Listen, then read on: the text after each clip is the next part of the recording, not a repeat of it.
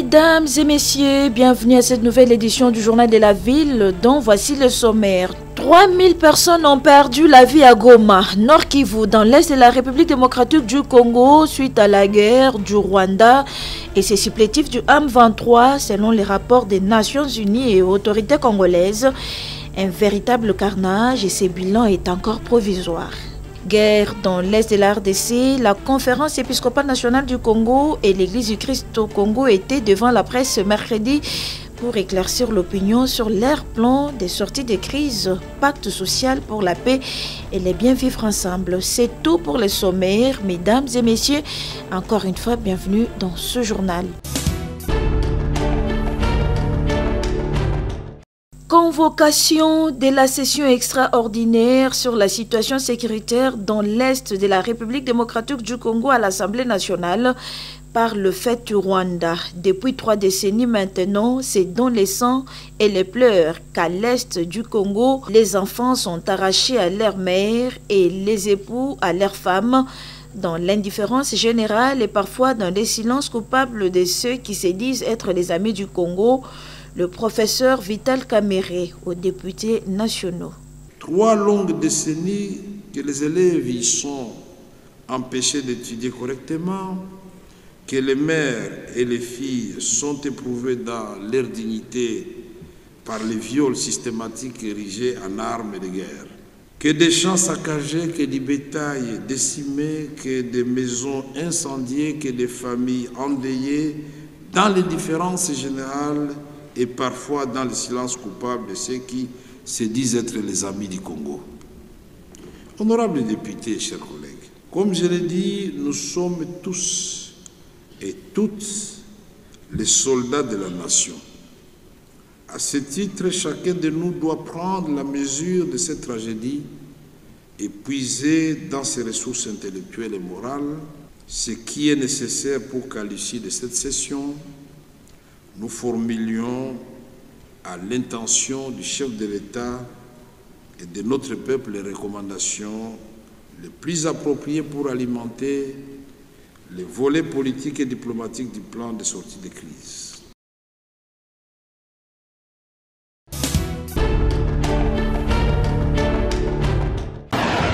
Agression rwandaise dans l'est de la République démocratique du Congo. Dans un communiqué rendu public sur les sites internet des Nations Unies le mardi 4 février 2025, le Conseil des droits de l'homme des Nations Unies a annoncé qu'il va se réunir en urgence le vendredi 7 février pour examiner la situation des droits de l'homme qui prévaut dans cette partie est de la RDC, avec comme notamment l'occupation illégale de la ville de Goma par les terroristes du M23 soutenus par le Rwanda. Selon le communiqué de cette organisation onusienne, cette session est convoquée à la suite d'une demande officielle soumise le soir du lundi 3 février par la RDC et soutenue 27 États membres du Conseil. En croit cette source, elle débutera à 10 h dans la salle du Palais des Nations à Genève. Les communiqués affirment par ailleurs que cette réunion sera retransmise en direct sur le webcast de l'ONU dans les 6 langues officielles des Nations Unies. En prélude de cette session, le Conseil convoquera une réunion d'organisation le jeudi 6 février à 10 h, au cours de laquelle les détails spécifiques sur la session extraordinaire et son scénario seront annoncés. Pour qu'une session extraordinaire soit convoquée, le soutien d'un tiers des 47 membres du Conseil, 16 ou plus, est nécessaire. Cette demande est à ce jour soutenue par les 27 États membres du Conseil suivants. Cette demande est à ce jour soutenue par les 27 États membres du Conseil suivants: l'Afrique du Sud, l'Algérie, l'Allemagne, la Belgique, la Bulgarie, le Burundi, pour ne citer que cela. La demande est également soutenue par les 21 États observateurs suivants: l'Australie, l'Autriche, la Croatie, le Danemark, l'Estonie et autres.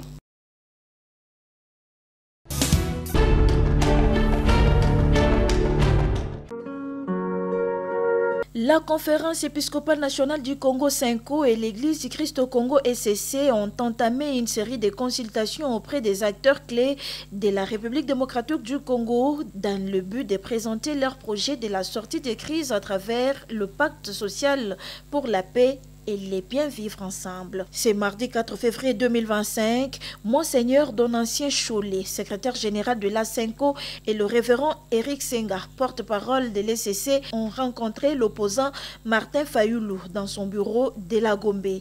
D'après le révérend Eric Senga, porte-parole de l'ECC, il était question après cet entretien de voir les acteurs clés de notre pays.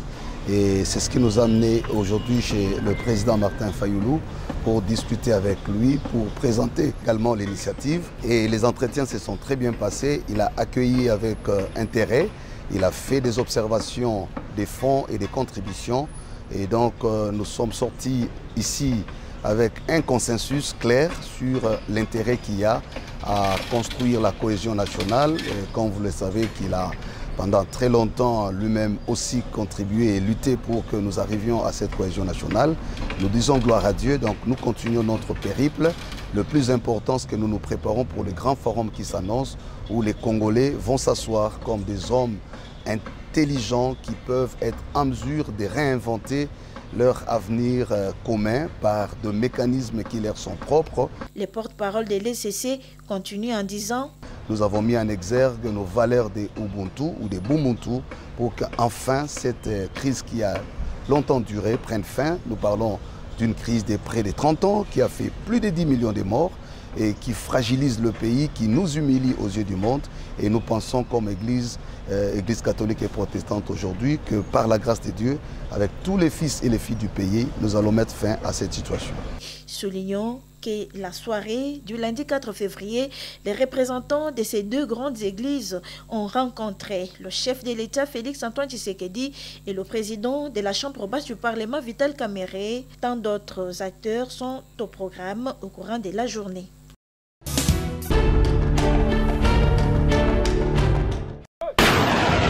Guerre dans l'est de la République démocratique du Congo, imposée par le Rwanda. Jean Mangalibi, acteur de la société civile, s'est dit choqué par le carnage causé par l'armée rwandaise et ses supplétifs de M23 à Goma et demande au gouvernement de Kinshasa de prendre des décisions fermes pour les traîtres. C'est une situation qui dérange, sincèrement, voir d'abord le 28, du niveau du carnage, où la population de Goma a pu vivre avec l'M23. Mais moi, ce qui m'a toujours choqué, c'est le comportement ou la gestion de cette situation au niveau de la ville de province de Kinshasa. Parce qu'après le carnage de Goma, j'étais content, on a marché. Mais j'ai été choqué après d'avoir marché, nous sommes allés piller. Ce qui n'est pas normal. Après avoir pillé, nous sommes entrés remplir les bars, se réjouir, pendant qu'on était réellement en deuil. Aujourd'hui, on est en train de nous massacrer. Aujourd'hui, il faut faire encore des alliances avec des partis politiques. Non, on est dans un état de guerre où si un ministre avec qui on avait fait l'alliance et de la compromission, si on arrive à tuer les Koulouna, peine de mort, pourquoi pas avec les ministres? Mbos au Parlement avait tout dit. Les chefs de guerre sont où? Ici au Parlement. Pour dire que ces gens-là sont connus. Charles Onana les a cités. Moi, la première des choses à faire, c'est quoi? C'est prendre des décisions qui s'imposent par rapport à tout ce monde-là. Quant aux plusieurs démarches entreprises pour rétablir la paix à l'est de la RDC, l'acteur de la société civile estime que le dialogue n'est pas le bon choix. Dis-moi, on va dialoguer avec qui? Tout le monde sait qui est derrière Nanga. Tout le monde sait le problème, c'est le Rwanda. Tout le monde sait que c'est la communauté internationale qui est derrière. Vous allez dialoguer avec qui? L'M23 n'existe pas maintenant. L'M23 commence à exister depuis Kabila père. Mais maintenant, ça fait combien? Plus de 25 ans.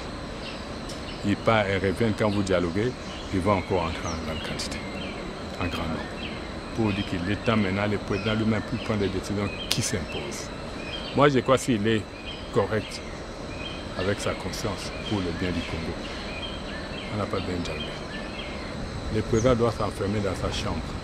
Il implore Dieu qui lui montre le meilleur chemin.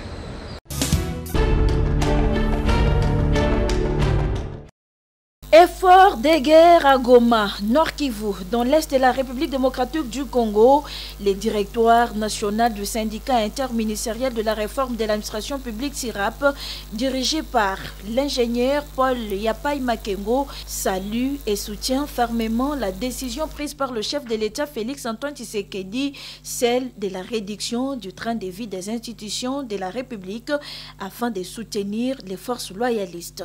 Dans un point de presse tenu ce mardi 4 janvier 2025 à Kinshasa, le directoire du syndicat SIRAP recommande au chef de l'État ce qui suit. La mise en place d'une commission institutionnelle avec mission principale de collecter les fonds avec les parties suivantes. Présidence de la République, Assemblée nationale, gouvernement, IGF, confession religieuse dans sa diversité, les syndicats, avec comme objectif de contrôler la gestion orthodoxe pour éviter tout abus d'information ainsi que les détournements comme nous l'avons vécu dans les années passées 2023-2024. Outre ces recommandations, le directoire du syndicat SIRAP demande au chef de l'État la continuation de la mécanisation des agents et fonctionnaires de l'État tout en payant tous ceux qui étaient bloqués par le gouvernement illégalement, sans justification, comme les décédés ainsi que les déserteurs. Nous demandons encore de payer tous ceux qui sont au niveau des différents ministères, la mécanisation précisément, afin que ça puisse permettre au cas par cas, chaque agent puisse bénéficier son salaire. Son Excellence, Monsieur le Président de la République, nous pensons encore de vous dire que avec la participation de ces membres des différentes commissions, il y aura la véracité et la traçabilité sur la gestion de la chose publique, surtout que c'est de l'argent liquide et en espèces qu'on va récupérer aux différentes institutions. Telle est la demande du directoire du syndicat SIRAP au chef de l'État qui estime qu'en toute décision, il ne manque jamais le cas d'exception.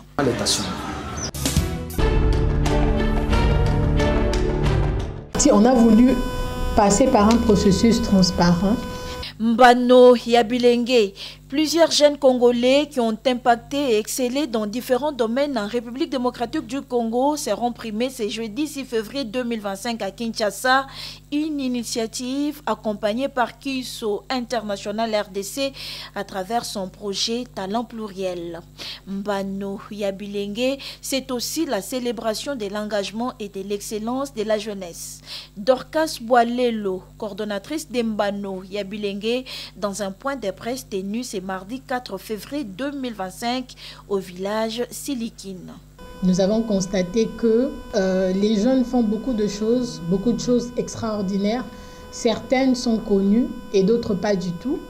Et donc, on s'est dit, pourquoi ne pas primer les jeunes qui font des choses extraordinaires, qui impactent le Congo d'une manière ou d'une autre, de manière positive, pourquoi ne pas le mettre en lumière? Les panels d'engagement patriotique seront au rendez-vous avec des personnes expérimentées pour partager leurs expériences, précise la coordonnatrice.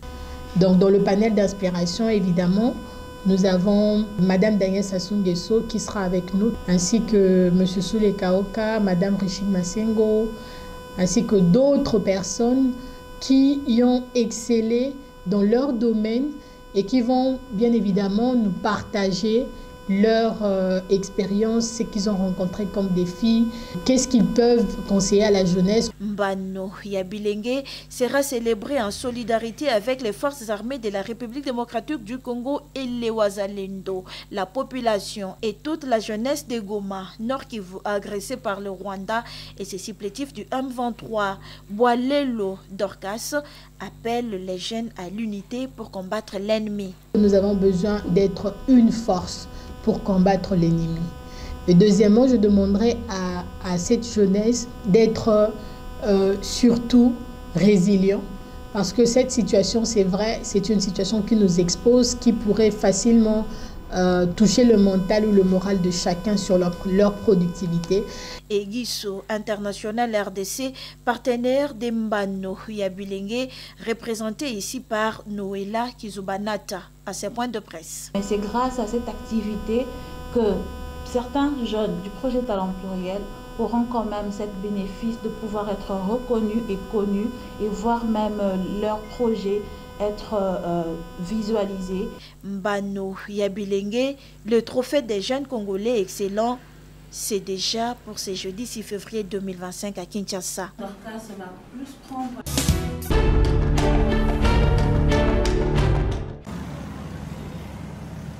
Les techniciens de l'audiovisuel de la RDC regroupés au sein de l'ATAC s'y sont fixés rendez-vous le samedi 1er février à Kazi Group, au quartier Kaouka dans la commune de Limete, pour s'identifier et approuver l'adhésion de certains nouveaux membres. Après les mots de bienvenue dits par les secrétaires généraux, le rapporteur a expliqué sommairement à l'assistance les bien fondés de l'existence de l'ATAC avant que son président Champion Dangui ne dise les mots des circonstances. L'opération de l'identification et d'adhésion s'est déroulée dans une ambiance féerique au grand bonheur de tous.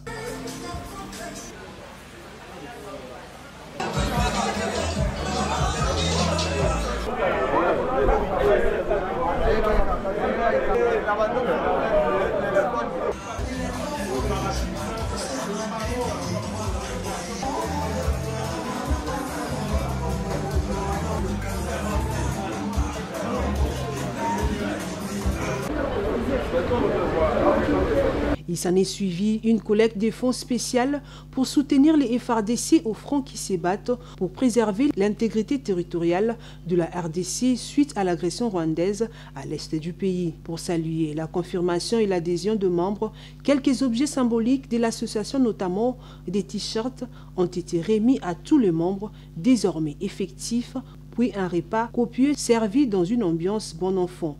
Tout est bien qui finit bien.